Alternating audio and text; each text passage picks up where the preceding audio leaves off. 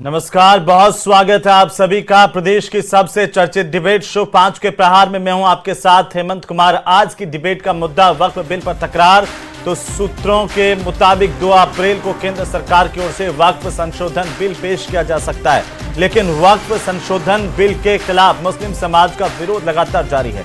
ईद के दिन मुस्लिम समाज नमाज अदा करने के दौरान वक्फ बिल के विरोध में काली पट्टी बांध करके मुस्लिम समाज के लोग पहुंचे, क्योंकि all India Muslim personal law board ने देश भर के मुसलमानों से काली पट्टी बांधकर नमाज पढ़ने के लिए कहा था। लेकिन इन सब के बीच अजमेर दरगाह के दीवान के उत्तराधिकारी ने नए वक्फ बिल के समर्थन में कहा कि संशोधित बिल समय की मांग है। इधर वक्फ बिल के विरोध में सियासी रूप और ज्यादा तेज होता नजर आ रहा है। ऐसे में केंद्र की राहें आसान नहीं रहने वाली है। आज इसी को लेकर के करेंगे हम सबसे बड़ी चर्चा कि आखिरकार वक्फ में संशोधन क्यों और इसके खिलाफ विरोध के स्वर क्यों उठ रहे हैं। पहले रिपोर्ट।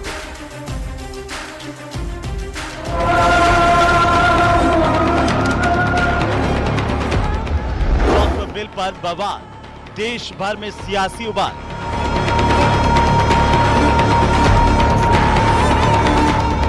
शहर शहर विरोध की गूंज, मंजूर नहीं संशोधित बिल।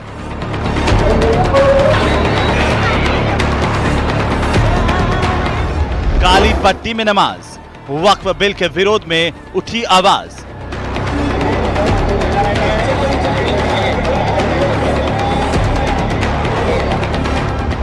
अजमेर दरगाह दीवान ने समर्थन का दिया संदेश। वक्फ में अमेंडमेंट की जरूरत है।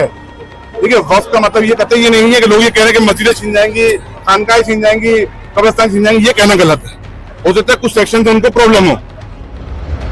समय की मांग, संशोधन ही समाधान, वक्फ बिल पर तकरार। तो क्या वाकई वक्फ में अमेंडमेंट की जरूरत है? और इसको लेकर के अगर जरूरत है तो मुस्लिम समाज के लोग विरोध क्यों कर रहे हैं? संशोधन पर इतनी घबराहट क्यों है? इसी पर हम चर्चा करेंगे। हमारे साथ एक बड़ा पैनल मौजूद है। सबसे पहले मैं परिचय करवा दूं, शैलेंद्र धाबाई हमारे साथ हैं, भारतीय जनता पार्टी के प्रवक्ता। पौरुष भारद्वाज हमारे साथ हैं, कांग्रेस पार्टी के प्रवक्ता। आशुतोष रावत हमारे साथ हैं, वरिष्ठ पत्रकार के तौर पर। अब्दुल लतीफ आर्को हमारे साथ हैं, प्रदेश के सचिव हैं ऑल इंडिया मिली काउंसिल के। आप सभी का बहुत स्वागत है। आर्को साहब, आपका फ्रेम ठीक हो जाए तो मैं आपसे टिप्पणी लूं। लेकिन आशुतोष जी, ये संशोधन, ये भी कहा जा रहा है एक तरफ कि वक्त जैसे जैसे बदला है, ये बाकी जगहों पर भी अगर हम संशोधन कर रहे हैं, सुधार कर रहे हैं, तो वक्फ में संशोधन क्यों ना हो? और इसको लेकर ये विरोध आपको क्यों दिख रहा है? निश्चित तौर पर हेमंत जी, समय के साथ में हर चीज परिवर्तन मांगती है। हमारा संविधान लागू हुआ, उसमें भी तमाम संशोधन किए गए और संशोधन की प्रक्रिया के माध्यम से लगातार किसी चीज को इंप्रूव किया जा सकता है। ये समय की मांग रहती है और इसका फॉलो भी इसको किया जाना चाहिए। अभी जो वक्फ अमेंडमेंट बिल 2024 पर जो डिस्कशन हो रहा है, जिसको लेकर के मुस्लिम समाज में एक बड़ी विरोध की स्थिति देखी जा रही है, मुझे लगता है कि शायद मुस्लिम समाज को एक बार खुले दिमाग से सोचना चाहिए कि आखिर वक्फ की संपत्तियों का जो इस्तेमाल है वो किस पर्पस से वक्फ बोर्ड का गठन किया गया था, किस लिए है वक्फ की में व्यवस्था की गई थी। तो निश्चित तौर पर जो समाज के उत्थान के लिए, उनकी शिक्षा के लिए, उनकी धार्मिक अधिकारों के लिए, उनकी स्वायत्तता के लिए इस चीज को बनाया गया था। तो मुझे लगता है कि बदलते हुए समय के साथ में जो पारदर्शिता केंद्र सरकार इस बिल के माध्यम से, अमेंडमेंट बिल के माध्यम से लाना चाहती है, उस पर खुले दिल से, एक बड़े दिल के साथ में विचार किया जाना चाहिए और उसको स्वीकार किया जाना चाहिए। क्योंकि विवाद शुरू हुआ 2013 की यूपीए सरकार के कुछ अमेंडमेंटों की वजह से, जो संशोधन 2013 में यूपीए सरकार ने किए, जिनको लेकर के मुस्लिम समाज के अंदर से भी लगभग 148, अगर सरकारी आंकड़ों की बात करें तो 148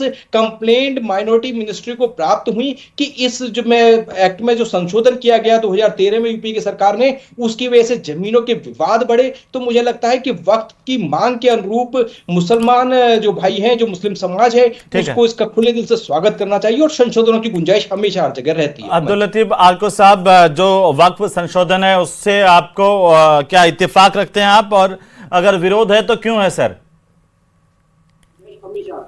अब्दुल लतीफ आर्को साहब, जो वक्फ संशोधन है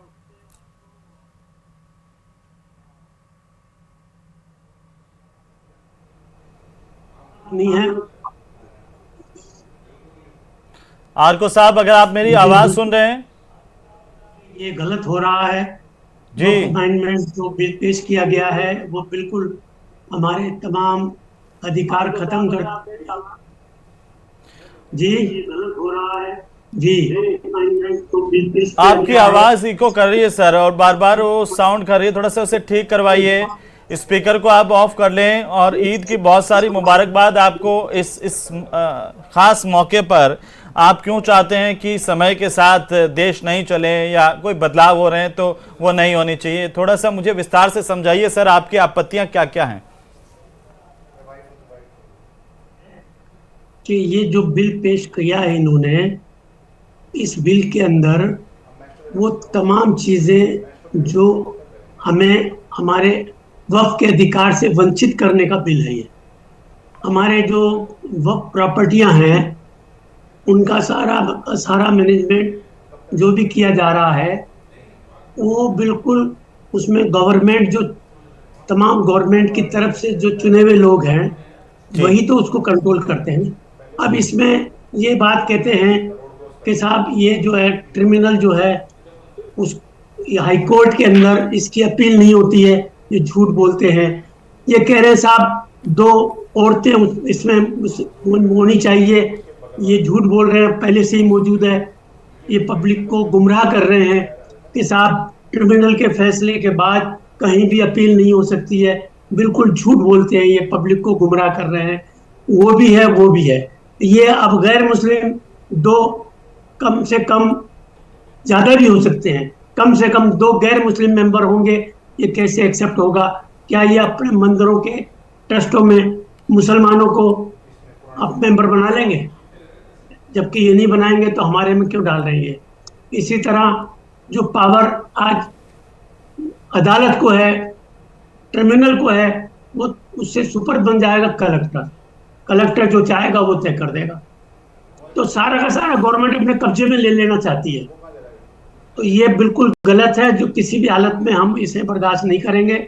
और बहुत सी चीजें इसमें ऐसी हैं कि जिसके लिए हमारे पर्सनल लॉ बोर्ड ने सारी चीजों के खिलाफ ऐतराज पेश किया है। हमारे जो मेंबर हैं, जो एमपीज हैं, उन्होंने भी इसके खिलाफ पेश किया है, लेकिन किसी की नहीं सुन रहे हैं ये।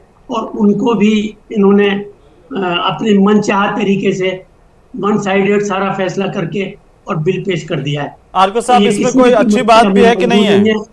और इसके लिए पूरे हिंदुस्तान में इसके खिलाफ अभियान शुरू हो जाएगा। ठीक है तय साहब। कर लिया है वो आर्को साहब, हमारे जो पर्सनल लॉ बोर्ड ने कि हम किसी भी हालत में इसको नहीं एक्सेप्ट करेंगे और बहुत बड़ा इसके खिलाफ हम अभियान छेड़ेंगे अगर इन्होंने कुछ कर दिया। जी, इसमें कोई अच्छी बात भी है कि नहीं है संशोधन में, की सारी बुराइयां ही बुराइयां हैं? देखिए, कोई अच्छी बात इसलिए नहीं है कि सरकार की नीयत अच्छी नहीं है। अच्छा। सरकार की नीयत नहीं है बिल्कुल भी अच्छी। सरकार की नीयत सबसे खराब है। वो मुसलमानों को तबाह और बर्बाद करने पे तुली हुई है। हमारा तालीमी निजाम खत्म कर दिया सरकार ने। एक बात मैं जानना चाहता हूं आर्को साहब आपसे। आर्को साहब, आर्को साहब, आप मुझे सुन पाए? खराब है आर्को साहब, आज देश में मुसलमानों की हालत काफ़ी गंभीर है। आप ही कहते आए हैं, मेरी डिबेट में भी आपने कहा कि बहुत ख़राब हालत है, लेकिन सालाना आय जो है वक्फ की 200 करोड़ से ज़्यादा की है, तो वो कहाँ जा रही है?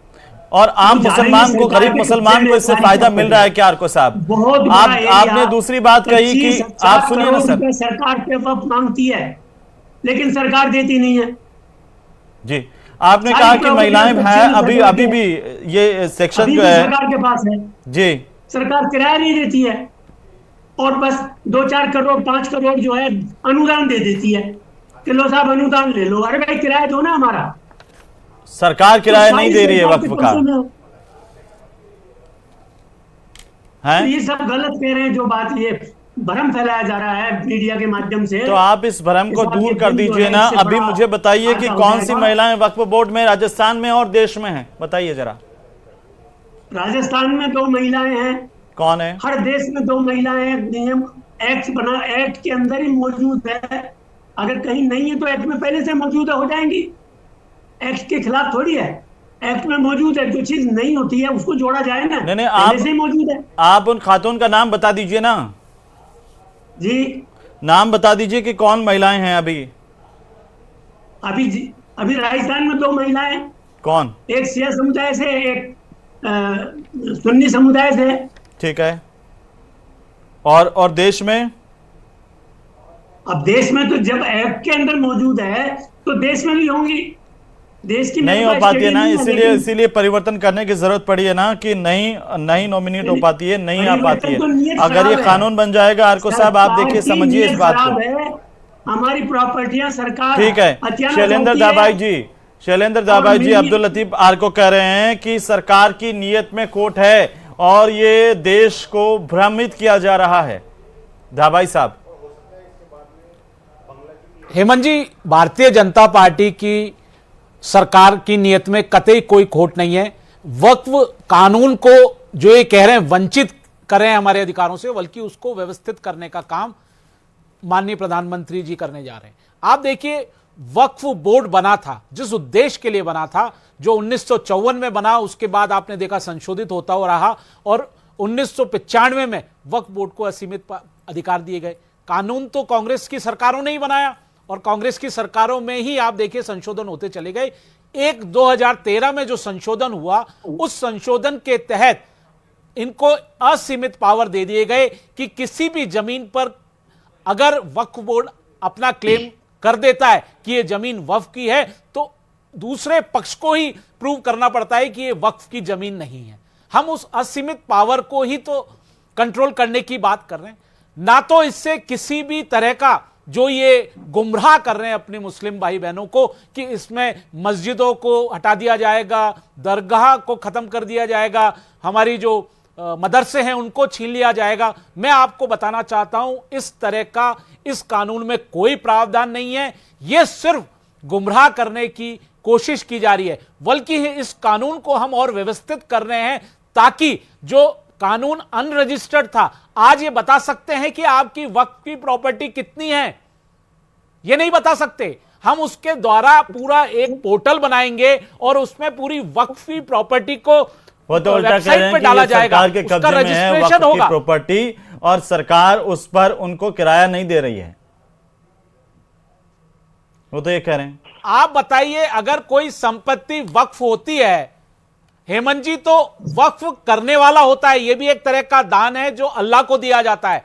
अगर कोई टाइटल होल्डर होगा, जिसकी संपत्ति होगी, वही तो वक्फ कर पाएगा। अब ये कह रहे हैं कि सरकार किराया नहीं देती। पहले तो ये बताइए कि वो सरकार की जो भूमि है वो वक्फ की है या नहीं है, किस व्यक्ति ने दान दिए, किस मुस्लिम भाई ने उसको दान दिया है, ये तो बताइए। जब तक आप वो नहीं बताएंगे और आप सिर्फ 2013 का जो कानून कि सेक्शन 9 और 14 की आप बात करें धाबाई साहब, विशेष समुदायों को खुश करने के लिए, पुष्टिकरण के लिए आरको साहब करें, धाबाई साहब सीमित पावर धाबाई साहब आरको साहब करें, सेक्शन 9 और 14 आप जिनकी बात कर रहे हैं उनमें बदलाव, तो वो कह रहे हैं कि महिलाओं को अधिकार तो पहले से है, पहले से राजस्थान में भी वक्फ बोर्ड में 2 महिलाएं हैं, यहां पर सेंटर में भी है। देखिए, महिलाओं का जो प्रतिनिधित्व होना चाहिए वो प्रतिनिधित्व नहीं दिया जा रहा है। आप देखिए, वक्फ की जो आय होती है, क्या वो यतीमों पे खर्च की जाती है, क्या उससे स्कॉलरशिप्स दिए जाते हैं, क्या उससे अस्पताल बने, क्या उससे यूनिवर्सिटीज बनी है, क्या उससे बेवाओं का खर्चा चलाया जा रहा है, क्या छात्र छात्राओं को स्कॉलरशिप्स दी जा रही है? कोई भी चीज रिकॉर्ड में नहीं है। इसीलिए हम कह रहे हैं कि हम कोई काम नहीं ऐसा करने जा रहे जो आपके आस्था से संबंधित हो, हम उसको सिर्फ व्यवस्थित करने जा रहे हैं। ठीक है सर। पौरुष भारद्वाज जी, कांग्रेस पार्टी का स्टैंड क्या है और क्यों विरोध में है कांग्रेस पार्टी, सिर्फ वोट बैंक के लिए? मुझे देखिए, मैं सबसे पहले तो आपको इस बात के लिए धन्यवाद देना चाहूंगा कि आपने मुझे डिबेट में आखिरी में बोलने का मौका दिया, क्योंकि अब से पहले जो वक्ता थे उन्होंने जिस प्रकार से कई तरह के उनको भ्रम शायद खुद को भी होंगे और कई तरह के भ्रम फैलाए गए, उन सबको बिल्कुल एक एक करके मैं क्लियर करना चाहूंगा। देखिए, मैं सबसे पहले तो इस बात को कहना चाहूंगा कि सभी लोगों ने इस बात को कहा कि साहब वक्फ की संपत्तियां जो होती है वक्फ बोर्ड उसको खुर्द-बुर्द कर देता है, उसको निजी हाथों में दे देता है, उसके साथ ऐसा हो जाता है, उसके साथ वैसा हो जाता है, इसलिए हम इस भ्रष्टाचार को रोकने के लिए बिल लेकर गए। आपकी जानकारी के लिए मैं बताना चाहूंगा कि केंद्रीय वक्फ बोर्ड जो होता है उसका चेयरमैन कौन होता है मुझे बताइए आप। केंद्रीय वक्फ बोर्ड का चेयरमैन जो होता है वो केंद्रीय अल्पसंख्यक मामलों का मंत्री होता है। उसके 20 सदस्य होते हैं, उनकी नियुक्ति जो है भारत सरकार करती है। यानी पिछले 10 साल से 11 साल से भारत में मोदी सरकार है। मोदी सरकार में वर्तमान अल्पसंख्यक मामले के मंत्री किरण रिजिजू हैं और 20 सदस्य जो है वो भी जो है कि मोदी सरकार के द्वारा नियुक्त किए गए। यदि मोदी सरकार के मंत्री की अध्यक्षता वाला वक्फ बोर्ड यदि किसी तरह की जमीनों के घपले कर रहा है, जमीनों में गड़बड़ कर रहा है, तो निश्चित तौर पे ये मोदी सरकार की विफलता है और इस पे जो है इसकी जांच होनी चाहिए। दूसरी बात, अभी आपने इस बात ये को 20 सदस्यों वाला कहां से लेके आए आप? नहीं, ये आप देखिएगा, बिल्कुल मेरी जानकारी मिलेगी। और चेयरमैन होता है, एक सेक्रेटरी होता है, एक चेयरमैन होता है, अधिकतम 20 सदस्य का है, मैंने अधिकतम। अच्छा, अधिकतम हाँ, कम भी हो सकते हैं, अधिकतम 20 सदस्यों का प्रावधान। ठीक है। ठीक है। दूसरी बात, अभी आपने जो है एक बात इसमें ये हमारी आपने पूछा कांग्रेस पार्टी का स्टैंड ऐसा क्यों है। मैं आपसे इस बात को कहना चाहूंगा कि एक बैटल में या वॉर में एक शब्द होता है कवर फायर। उस बात के लिए मैं यहाँ पे कहना चाहूंगा कि देखिए, जब जब चुनाव की कहीं पे सुरसराहट आती है तो भारतीय जनता पार्टी मूल मुद्दों से भटक करके जो है वो इस प्रकार के मुद्दे लेकर के आती है कि भारतीय जनता पार्टी फायर तो करेगी एक पक्ष पे, लेकिन उससे खुश हो जाए दूसरा पक्ष और इनको वोट दे दे। कैसे दे दे, मैं आपको एक एग्जांपल देना चाहूंगा। पहली बार ये बिल जो है ये सदन में पेश किया गया 8 अगस्त 2024 को। उस समय मंत्री जी ने सदन में बड़े बड़े दावे किए, कहा कि साहब ये बिल जो है बिल्कुल ऐतिहासिक बिल है। अब से पहले जो है वक्फ बोर्ड में महिलाओं का प्रतिनिधित्व नहीं होता था, इसके बाद जो है 2 महिला सदस्य इसकी मेंबर बन जाएगी। उन्होंने दूसरी बात ये कही कि अब से पहले वक्फ बोर्ड का ट्रिब्यूनल जो भी मामलों में फैसले देता था, अब हमने इस बिल में यह प्रावधान किया कि उनकी अपील जो है हाईकोर्ट में, सुप्रीम कोर्ट में की जा सकेगी। हेमंत जी, देखिए दुर्भाग्य हमारी देश की मीडिया का भी है कि हम लोग भी मंत्रियों के बयानों के आधार पर, विपक्षी पार्टी के नेताओं के बयानों के आधार पर हम डिबेट करने आ जाते हैं, हम लोग तथ्यात्मक जानकारी नहीं लेकर के आते। मैं आपके लिए नहीं कह रहा, मैं जनरली सभी के लिए बात कर रहा हूं कि लोगों ने उस दिन हाथों डिबेट रुकिए तो सही। मैं दावे के साथ इस बात को कहना चाहूंगा कि वक्फ बोर्ड के जो भी ट्रिब्यूनल के फैसले आते हैं उनके खिलाफ हाई कोर्ट में भी अपीलें होती है, सुप्रीम कोर्ट में भी अपीलें होती है और सैकड़ों हजारों मामले पूरे देश भर के हाई कोर्टों में और देश की सुप्रीम कोर्ट में चल रहे हैं। नंबर 1 बात ये। नंबर 2 बात, अभी आपने जो हमारे मुस्लिम पैनलिस्ट हैं जो उनसे आपने पूछा कि साहब 2 महिला सदस्य होती है तो उनके नाम बताइए। बुजुर्ग वर्ग हैं, उनको शायद नहीं ध्यान होगा, लेकिन मैं आपको बताना चाहूंगा कि राजस्थान में जो 2 महिला सदस्य हैं उनमें एक तो राना जैदी हैं और एक आसमा खान है। ये 2 उनके नाम हैं और ये नियम बना हुआ है कि जो 2 वक्फ बोर्ड की महिला सदस्य नियुक्त होगी उनमें एक शिया समुदाय की होगी, दूसरी जो है वो सुन्नी समुदाय की होगी। अब ट्रिब्यूनल को लेकर के भी हमारे सुनिए सर, सिर्फ शिया और सुन्नी ही मुसलमानों के समुदाय नहीं है जिससे हम ये नहीं मान लेते हैं कि पूरे मुस्लिम समाज को प्रतिनिधित्व मिल गया। इसमें बोहरा समुदाय भी शामिल है, क्या उनका प्रतिनिधित्व है? और यह कानून में संशोधन बाकी लोगों को भी प्रतिनिधित्व का अधिकार देता है। जैसे आगा खानी इस्माइली मुसलमान है, उनका प्रतिनिधित्व है क्या? आप अगर तैयारी करके आए होंगे तो मुझे दो मेंबरान और बता दीजिए। और दूसरा, आपने कहा न्याय अदालत में जाने का मौका पहले से है, आप बोले बिना इंटरप्ट के बोले, मैंने आपको कुछ भी नहीं कहा। क्या मुझे बताइए कि आप सिर्फ हाई कोर्ट और सुप्रीम कोर्ट में चुनौती दी जा सकती है, निचले कोर्ट में भी जा सकता है कोई इसके खिलाफ? नहीं, देखिए मैं इस बात को कहना चाहूंगा कि जो ट्रिब्यूनल जो बना हुआ होता है उसका जो जज होता है उसकी नियुक्ति जो है वो राजस्थान हाईकोर्ट के द्वारा की जाती है, जिस प्रकार के अन्य न्यायालयों के न्यायाधीशों की जाती है।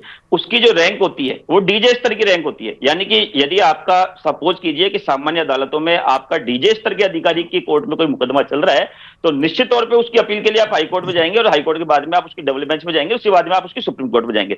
राजस्थान ट्रिब्यूनल में पता है आपको जज कौन है? ये बीजेपी वाले जो भ्रम फैलाते हैं, पता है आपको कौन है राजस्थान की जो ट्रिब्यूनल है वक्फ बोर्ड की, उसका जज कौन है? इसमें पता है? एक भी मुकदमे में एक भी मुकदमा वक्फ बोर्ड के खिलाफ आपको पता है? एक मुकदमा बता दीजिए जो वक्फ बोर्ड के फैसले के खिलाफ कोई दूसरा जीत गया हो, या वक्फ बोर्ड एक भी मुकदमे में गलत साबित हुआ कोर्ट में, बताइए। मैं पुनः आपको धन्यवाद देना चाहूंगा कि आपके सवालों की वजह से जनता के पास तथ्य जा रहे हैं। मेरे खुद के मिलने वाले व्यक्ति हैं कि जिनके, और जो भारतीय जनता पार्टी के कार्यकर्ता हैं, यह बात और मेंशन करना चाहूंगा साथ में, उनके ससुराल पक्ष के अंदर अजमेर के अंदर एक मामला चल रहा है वक्फ बोर्ड का। आपको जान के ताज्जुब होगा कि वक्फ बोर्ड के ट्रिब्यूनल ने जो है वो वक्फ बोर्ड के खिलाफ जाकर के मेरे मित्र के ससुराल वालों के पक्ष में फैसला दिया। उसके बाद वक्फ बोर्ड उसकी अपील में हाईकोर्ट गया और हाईकोर्ट से भी वो लोग जीत करके आए। ये तो एक उदाहरण रहा प्रत्यक्ष तौर पे। दूसरी बात, अगर आप कहते हैं कि साहब बड़े मामले में फैसले क्यों नहीं हो पाते, क्या ये न्यायपालिका की विफलता कही जाएगी या विधायिका की विफलता कही जाएगी? मुझे आप इस बात को बताइए। अगर हाईकोर्ट किसी मामले में अब मुझे एक बात बताइए पौरुष भारद्वाज जी, अगर दरगाह दीवान के जो उत्तराधिकारी हैं वो कहते हैं कि समय के साथ वक्फ में भी अमेंडमेंट की जरूरत है, वक्त की मांग है कि वक्फ में अमेंडमेंट हो, तो आपको एतराज क्या है उसमें? आप क्यों चाहते हैं? देखिए, मैं इसी बात को कहना चाहूंगा कि सरकारें जो काम करती है विधायिका में एक मिनट मैं पुनः इस बात को कहना चाहूंगा कि मेरी आपत्ति पुनः वापस इस बात की है कि विधायिका के कामकाज करने के तरीके अलग होते हैं, सरकारों के कामकाज करने के तरीके अलग होते हैं, और मेरा निवेदन रहता है इस बात को कि ये चीज अलग है। धार्मिक व्यक्तित्व चाहे हमारी हिंदू समाज के हो, चाहे मुस्लिम समाज के हो, ईसाई समाज के हो, धार्मिक मामलों के व्यक्तियों को सरकारों के कामकाजों से दूर रहना चाहिए, या तो उनको पूरी स्टडी करके आनी चाहिए, उसके बाद में उनको जो है जवाब देना चाहिए। मैं आपसे कहूंगा कि क्या दरगाह दीवान के पुत्र का जो बयान आया है, क्या उन्हें हम कानूनी विशेषज्ञ मान के बात करें? क्या हम उन्हें एक राजनीतिक व्यक्ति मान के बात करें? नहीं ना। तो उनका भी ज्ञान उतना ही हो सकता है कि जितना और पैनलिस्टों का है। मैं आपसे इस बात को नहीं, मैं ये नहीं कह रहा हूं कि उनको आप क्या मान के बात करें। मैं ये कह रहा हूं, जब आप प्रतिनिधित्व की बात करते हैं, मुस्लिम समाज की बात करते हैं, तो समाज का एक बड़ा वर्ग है जो चाहता है कि उसके अंदर अमेंडमेंट हो। समाज का एक बड़ा वर्ग है, विकासशील वर्ग, जो चाहता है कि वक्त के साथ जैसे जैसे हमने बाकी जगहों पर अमेंडमेंट किए हैं, वैसे हमारे संविधान में आप सोचिए ना, आप ही की पार्टी ने 100 से ज्यादा अमेंडमेंट किए। तो अगर कोई सवाल उठाता कि आप तो देशद्रोही हैं, आप तो समाज बांट रहे हैं, आप तो भड़का रहे हैं, तो क्या होता? आप पौरुष भारद्वाज जी उसको नहीं समझा पाते ना कि भाई जरूरत है हमारे वक्त की। आज इतने सालों से कोई चीज 1955 से चली आ रही है ना, 1954 से चली आ रही है, क्यों नहीं हम वक्त के साथ उसमें सुधार करते जाएं? ये मतलब अड़ंगा लगा देना कि ये पॉलिटिकल इश्यूज के लिए है। और यही अगर सही बात है कि कोई संशोधन नहीं करना है भाई, मुसलमानों को वो धार्मिक आडंबर के बीच में फंसा के रखना है, वोट ले लेना है, तो फिर आज 75 साल बाद मुसलमान की स्थिति क्यों नहीं सुधरी, जब उसके बाद उसके पास में वक्फ में रेलवे और सेना से ज्यादा जमीन है इस देश में। आप सोचिए 200 करोड़ से ज्यादा का सालाना उनका इनकम का सोर्स है, वो कौन खा रहे हैं? वो या तो नेता खा रहे हैं जो राजनीति कर रहे हैं उनके नाम पर, या फिर उन्हीं के समाज के ऐसे नुमाइंदे हैं जो गुमराह रखते हैं मुस्लिम समाज को, गरीब मुसलमानों को, और खुद ये मोटा पैसा खा जा रहे हैं। शैलेंद्र जी, मैं चाहता हूं आप जवाब दे दें पौरुष भारद्वाज का। शैलेंद्र जी, देखिए, पहले तो मैं इनको पौरुष जी को बता देना चाहता हूं, इसमें मुख्य संशोधन यह है कि जो दावा अगर कोई करता है तो वो सिर्फ ट्रिब्यूनल में जा सकता था, लेकिन इस संशोधन के बाद वो राजस्व न्यायालय और सिविल कोर्ट में भी जा सकता है, ये बात कही गई है। अब उसको आप घुमाने लग जाते हो किसी के कहने पे, तो वो उचित नहीं है। पहले आप उसका अध्ययन करिए, फिर अपन उस पर आगे डिबेट करेंगे। दूसरी बात मैं ये कहना चाहता हूं कि ये धर्म से जुड़ा मामला नहीं है, और ये सिर्फ मुसलमान भाइयों से जुड़ा हुआ मामला नहीं है, ये अन्य धर्मों और समाजों से जुड़ा हुआ मामला है। जितने भी संपत्ति विवाद हैं वो हिंदू समाज से भी हैं, जैन समाज से भी हैं, बौद्ध समाज से भी हैं, अन्य समाजों से भी हैं। तो जितनी भी संपत्तियों का विवाद है, जो कांग्रेस ने अपनी तुष्टीकरण की नीति के कारण जो संशोधन करते हुए उनको असीमित अधिकार दे दिए। जी, मुस्लिम समाज से भी है, जहां कहीं भी अगर मुस्लिम की भी जमीन है और वक्फ में कह दिया कि ये तो वक्फ की जमीन है, गरीब मुसलमानों की कई ऐसी जमीनें हैं जिनका डेटा मेरे पास आया है सर, वो भी हैं। देखिए, मैं आपको बता रहा हूं कि बिल्कुल निश्चित तौर पर गरीब समाज से भी है, मुसलमान समाज भाइयों के, लेकिन मैं आपको बता रहा हूं जो संपत्ति विवाद है, मेरा सीधा सीधा एक सवाल है भाई साहब, बहुत संक्षेप में मैं चाहता हूं कि आप इस पर जवाब दें। उनकी सबसे बड़ी आपत्ति तो यह है कि आप दूसरे धर्म के लोग भी उनके वक्फ में घुसाना चाहते हो, तो वो कह रहे हैं कि आपके देवस्थान विभाग में अगर मुसलमान क्यों नहीं घुसा दे रहे हैं, फिर वहां पर सिख क्यों नहीं घुसा दे रहे हैं, गुरुद्वारा कमेटी में फिर बाकी दूसरे धर्म के लोग क्यों नहीं घुसा दे रहे हैं? देखिए, मैंने आपको इसीलिए समझाने की कोशिश करी है कि जो संपत्तियों का विवाद है, वक्फ जिसको असीमित अधिकार दे दिए गए थे कि जिस संपत्ति पे हाथ रख दे, क्लेम कर दे, वो संपत्ति वक्फ ही हो जाती थी, बिना वेरिफिकेशन के, बिना डॉक्यूमेंट वेरिफिकेशन के, बिना टाइटल के। आप बताइए कि तमिलनाडु में 1500 साल पुराने मंदिर को वक्फ कह रहा है हमारी संपत्ति है, संसद को वक्फ कह रहा है हमारी संपत्ति है। आपको मालूम है दिल्ली में 123 प्राइम लोकेशंस पर संपत्तियों को वक्फ की संपत्ति कहने लग गए। मैं आपको यही क्लियर करना चाहता हूं हेमंत जी, इसमें किसी भी मुस्लिम भाई का या बहन का इसमें अहित नहीं हो रहा है, ना ही इनके मस्जिद, गरीब मुसलमानों का, आम मुसलमानों का कोई अहित नहीं है, लेकिन वक्फ को असीमित अधिकारों का विरोध आज अच्छा खासा पढ़ा लिखा मुसलमान भी कर रहा है।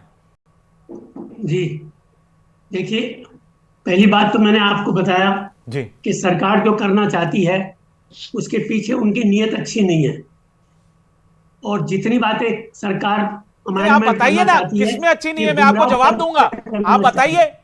अभी आपने बताइए ना पूछा क्या भी कि संशोधन इसमें ऐसा हो रहा है जिससे आपकी हेमंत जी, मस्जिदें चिल रही मैं भी दो बात हैं, या बोलना चाहूंगा। आपके समय आराम नहीं का बचा चिल रहे मुझे। हैं, या आपके दरगाह और मज़ारें चिल रही हेमंत जी, हैं, मुझे या आपके 2 मिनट मदरसे दीजिएगा। चिल रहे हेमंत जी, हैं? मुझे 2 एक मिनट पॉइंट नहीं दीजिएगा। बताइए। कि साहब ये जिस जमीन पे हाथ रखते हैं वो जमीन वक्त नहीं, हो इनसे जाती आप है, ऐसा स्पेसिफिक कुछ क्वेश्चन नहीं है। पूछिए हेमंत जी, वक्त क्या लीडर- ऐसा इस एक्ट में आ रहा जो है हेमंत जी, वो आप इनके भारतीय विपरीत जा रहा जनता है? पार्टी ये से इस बात पूछिए। का सवाल पूछिए कि आप वोट 80% हिंदुओं के लेते हैं, आप मुस्लिम समाज के खिलाफ एक भ्रम फैलाते हैं, तो आपको ऐसी क्या पड़ी है कि मुस्लिम समाज की जमीनों अरे को भ्रम तो प्रतिबंधित आप करना विपक्षी चाहते हैं? पार्टियां हिंदू फैला रहे समाज की हो, सुनो, कांग्रेस पार्टी सुनो, भ्रम फैला रही है। की जमीनों से विवाद आपने कर रहे इनका हैं। क्या भला किया? चलिए, आप पूरे सभी का राजस्थान बहुत में शुक्रिया इस उन्होंने चर्चा में शामिल होने के लिए। कुल मिलाकर के व्यापक चर्चा संसद में भी इस पर होनी चाहिए और आम मुसलमानों की जो भ्रांतियां हैं उनको दूर करने का बीड़ा खुद मुस्लिम संगठनों को उठाना चाहिए, क्योंकि कई लोग ये भी कह रहे हैं कि वक्त की मांग है कि इतने सालों से अगर हम एक ढर्रे पर चल रहे हैं तो क्यों नहीं नए ज़माने में नए सुधारों के तौर पर पूरी दुनिया जिस तरफ चल रही है उस तरफ मुसलमान भी चलें। मुसलमानों को भी गहराई से ये सोचने की ज़रूरत है कि जो संशोधन है वो क्या आम मुसलमान के हित में है या विरोध में है। नमस्कार।